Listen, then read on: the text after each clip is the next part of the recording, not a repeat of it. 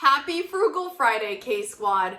My name is Kate and welcome back to the channel. Today I'm talking about how I reduce buying things that I don't need. Many of you are always asking me, how do I not overconsume? By the way, overconsumption is the act of consuming something to excess. So we don't want to overconsume. We're going to be consumers. We've got to buy some things, right? But today I'm going to talk about how I don't overconsume, how I don't overspend. I hope it's helpful. The first thing I did was I got clear on what delights me. At this stage of my life, in this time of my life, what do I actually want to spend my time on? And I've come up with my top 5 for you for all intents and purposes right now, right? Like this is what I'm into right now. The first thing I'm into is reading. I love a good book. The second thing I am delighted to spend my time doing is choreographing. I am a choreographer and dance teacher, one of my many jobs, right? And I love doing it. Now I say that's my job, but it's also something I thoroughly enjoy. So I'm going to get to the double bonus of that, as you can imagine, in a minute. The third thing that delights me is making videos like the one you are watching right now. Not only do I enjoy the process of putting out hopefully useful information out to you, but more than that comes the community that comes with it. And I love the relationships, the viewership, the conversations that we have as a K-Squad community. It truly delights me and brings me lots of joy. These are not in order, by the way. I just wanted to point that out. Number 4 is quality time with my friends and family. And of course, my number 1, my son. And number 5, what actually delights me, what entertains me?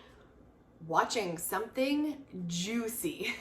Juicy is the word I use whenever it's good, you know, when it's juicy. I could read a juicy book also, but watching something juicy on the weekend when I'm relaxing, truly delighted. All right, so now you know these are 5 things. They're just examples. And again, currently what I'm into, right? So how does this reduce what I need to buy, right? All right, so it's all about prioritizing. When I think about these are the things that get me going, get me happy, get me excited, like these are the things that I want to spend my time doing right now. All right, so what do these things cost? That's the next question I ask, right? So let's talk about reading first of all. Okay, reading. There's many ways I can go about this, but let's just say I actually did buy the book. Okay, $10, $7, sometimes 5, sometimes 20. Depends, right? If I'm purchasing. Obviously, there are free options that we're going to talk about in a minute. Choreography. What does that cost me? Nothing. In fact, it makes me money. Super bonus, right? Like I would choreograph just for fun, but fortunately, I have people that want to pay for that work of mine, right? So choreography, this is again, just something that I enjoy doing, is a moneymaker also. So that is super bonus, right? Next, making videos. Again, this would be something I would just love to do, you know, in my spare time, but it's also turned into my business here on YouTube. But this is fortunate because I enjoy it, but it also makes me money. Double bonus there. Next is the quality time. One of my favorite things to do for quality time with my son is walking. We like to go for like a 30-minute walk per day when we can. Whew, right now it's like 80 something degrees here in Maine, so we might have to wait till the sun goes a little bit lower, but we love to go for walks. Walking and talking is one of my favorite pastimes, especially with him, because then we can catch up on our day. We're doing 2 things at once, right? We're doing heart health, we're working on stamina, we're strengthening, we're getting our steps in, right? So we're doing an exercise thing, but we're also talking about our day. We are talking about the future. We're laughing together. We're telling stories. It's one of the best quality time things I can say that we do, and it's completely free. Lastly, watching something juicy. Okay, I do pay for some streaming services. So what does that cost? Could be 20 bucks a month, depending on what that is. So just kind of take a rough estimate of what your favorite things cost you. And then we can move on to the third step and the third question you're gonna ask yourself, which is, what can I do to reduce the cost of my favorites? Okay, so let's again refer back to this list. And I very much highly suggest you guys give a top 5. You could do more than 5, but if you're going off more than one hand, is it really a priority if you're in like 10 different things? I'm not sure. That's up to you. You do you, boo, as I always say.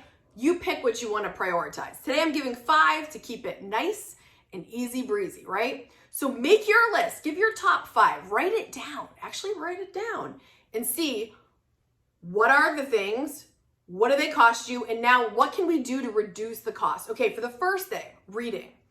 Reading, I mean, you guys, you can read for free. You can do audiobooks for free on YouTube. You can go to the library and take out your favorite books for free. But I do want to note that when I have an author that I really love and want to support, I sometimes do make the effort to actually put my dollar toward that author because I believe in them and I want to support them. There's some creators that are here on YouTube that I've bought their book because I want to support them. Joshua Becker, Roberto Blake.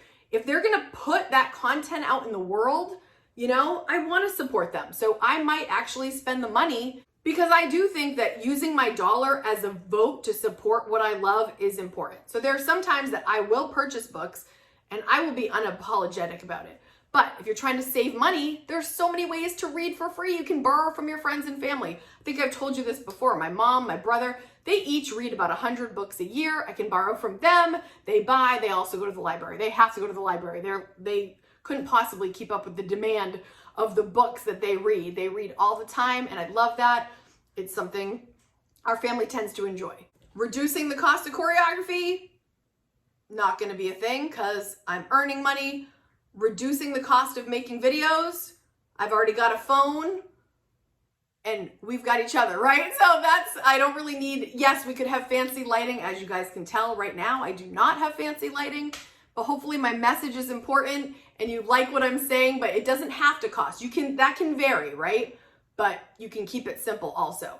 Quality time, walking is free, but maybe I like to go out to dinner. You can do going out to eat on a budget. I did a whole video on that. But whatever it is, you can play games with your family. We love to have some game nights. There's just so many things that you can do completely for free, but you can also look to reduce the cost if you want to go that route. And lastly, watching something juicy. There's a lot of ways around that too, but I enjoy paying for a streaming service that I get a lot of use out of. Like, to me, that's totally worth it.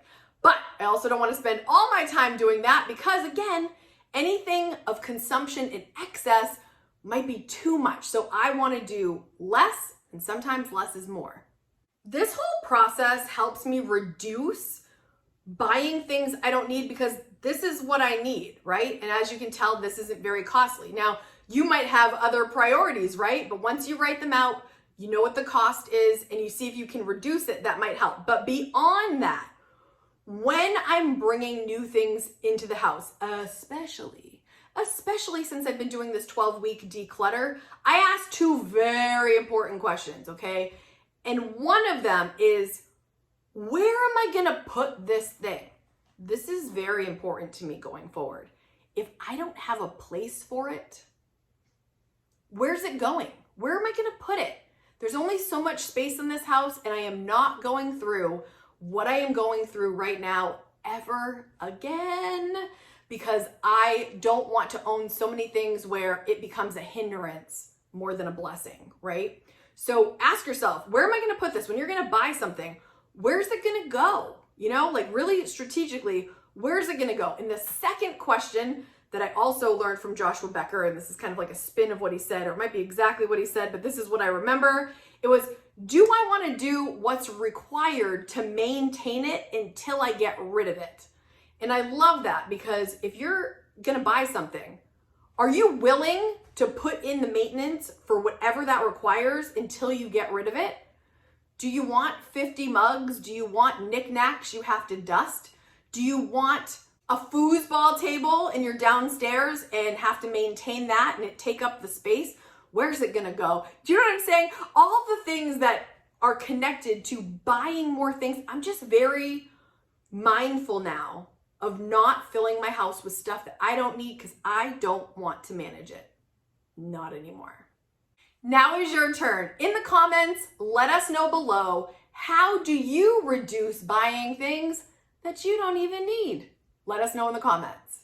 If you're looking to get rid of things that you don't need, say you need a reminder of all the stuff that you have bought, and you're looking for a way not just to declutter, but to de-own, I'm gonna leave a video right here to inspire you to de-own and be very mindful and intentional in what you bring into your home for a happier, easier, more stress-free life. Thank you so much for joining us. I will see you next Friday. Bye, guys.